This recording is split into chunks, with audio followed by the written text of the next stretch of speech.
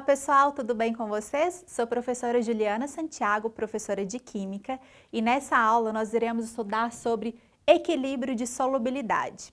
Inicialmente é importante a gente retomar alguns conceitos.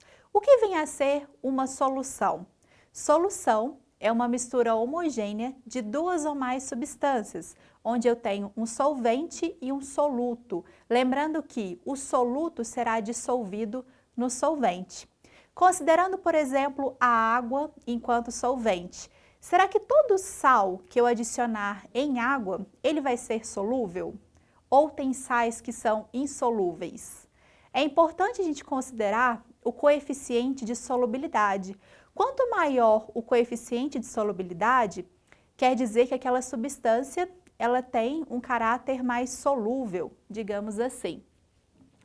O que acontece? Quando nós temos a adição de uma grande quantidade de sal que ultrapassa esse coeficiente de solubilidade, vai chegar num ponto que nós teremos o que nós chamamos de precipitado ou corpo de fundo. Haverá então uma diferença, duas fases, e haverá um equilíbrio entre essas duas fases. Nesse momento de equilíbrio, a velocidade de dissolução é igual à velocidade de precipitação. Nesse sentido, como estamos falando do equilíbrio de solubilidade, é muito importante a gente definir o que é o KPS, que é o produto de solubilidade, uma constante de equilíbrio relacionada à solubilidade. Vamos então ver esse exemplo. Não é um exemplo de sal, é uma base, que é o hidróxido de magnésio. De acordo com a teoria de Arrhenius, uma base em água haverá o quê? Dissociação, separação dos íons. Então, neste caso, como o magnésio é do grupo 2 da tabela periódica, para que ele se torne estável, de acordo com a regra do octeto, vai perder 2 elétrons. Por isso, a formação do cátion Mg2+. Teremos, então, a liberação de íons OH-. Vamos ver se está balanceada? Temos um Mg, duas hidroxilas, por isso eu coloco o número 2 aqui à frente. Então, lembrando que é uma base fraca, pouco solúvel. Então, a solubilidade do hidróxido de magnésio a 25 graus é de 0,0001 mol por litro. Então, analisando aqui a proporção estequiométrica, então o número de mols, nós temos o quê? 1 para o hidróxido de magnésio, que está para 1 do cátion, que está para 2. Então, aqui é a proporção estequiométrica, 1 para 2, entendido? Como a solubilidade é de 0,0001 mol por litro, então aqui eu representei, tá certo? Então, esse valor vezes 1, este valor vezes 1, que eu coloquei aqui para vocês, e esse valor vezes 2. Entendido até aí? Vamos então determinar o KPS, que é uma constante. Como toda constante, sofre uma influência da temperatura. Como que a gente vai calcular o KPS? KPS, que é o produto de solubilidade, é dado pela multiplicação dos íons em solução elevados ao coeficiente estequiométrico.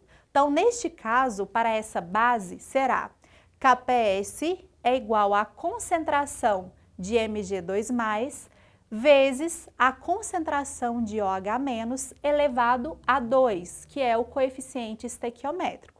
Vamos então substituir esses valores. KPS será igual. Qual é a concentração dos íons Mg2+? 1 vezes 10 elevado a menos 4, vezes a concentração dos íons OH-, que corresponde a 2 vezes 10 elevado a menos 4.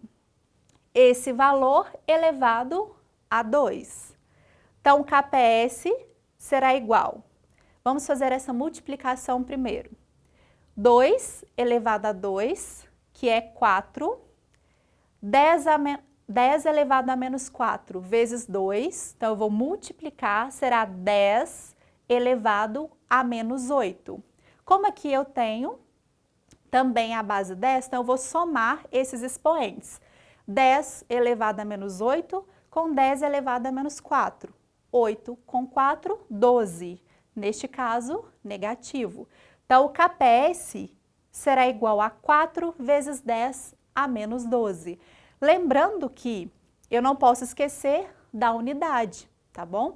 Então, neste caso, eu tinha mol por litro elevado a 2. Então, no final, a unidade será mol por litro elevado à terceira.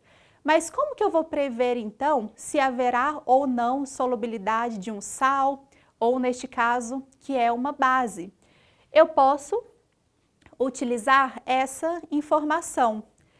Quando o produto iônico, então no caso o produto de íons, não estou considerando o coeficiente estequiométrico, a potência, for menor que o KPS, a solução é não saturada, não haverá formação de precipitado. Se o produto iônico for igual ao KPS, a solução saturada não haverá precipitado. Então, solução saturada sem a formação de precipitado. Se o produto iônico for maior que o KPS, forma-se o precipitado. Então, nós temos uma solução supersaturada. Então, é muito importante a gente sempre associar algum fenômeno, seja do nosso cotidiano ou com relação aos nossos hábitos, à nossa vida. Quando há, por exemplo, formação de pedra nos rins, é justamente porque houve ali o encontro de íons, no caso o cálcio e íons fosfato, formando um composto insolúvel, né? Então, aí a formação da pedra nos rins, por exemplo, que acomete muitas pessoas. Então, eu espero, pessoal, que tenha ficado entendido para vocês esse cálculo principal, né, referente ao KPS, para a gente poder prever se haverá ou não precipitado em uma solução. Aproveitem para tirar uma foto dessa lousa. Muito obrigada pela atenção e até a próxima aula.